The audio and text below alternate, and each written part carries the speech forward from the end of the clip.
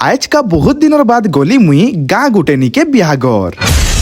हाय hello नमस्कार जोहार welcome to my mini blog. इटा मैं बाहरी पली न बक्टी के गुटे बिहागर भांजीगर गाड़ी रे इटा में सबे पहुंची जैसन पहला रेंगाली कैम निकी आ इटा होउछन हमर बरगड़िया सिंघम। रेंगाली कैम इटा बक्टी निके गला बेले देखसिन जे केनाल रो पानी तो पूरा सुखी जिथिसी आउ आमे घंटे डेढ़ घंटार सफर बाद पहुंची जायसुन बक्टी निकी। फिर इटा आमे सबे एका सारी जायसुन भाउजो घरर काका घर की आ बादल तो जेन हिसाब ढापी दिथिला जे सथे याजनी रोजो रोजो बरसी देबाके बोलबो जहा कहो भाई जदी गाँ आड़े घाय पले गलो बेले हेनर माहौलटा तो पूरा शांति लगी जायसी। फिर इटा आमे नास्ता कला बेले देखसिन जे माधव दादा तो जेन हिसाब स्लो मोशन ले चश्मा पिंधुथिसन जे बरसा तो जोर जोर बरसीबार छाड़ी किना हाउले हाउले बरसीबार स्टार्ट ही जायसी।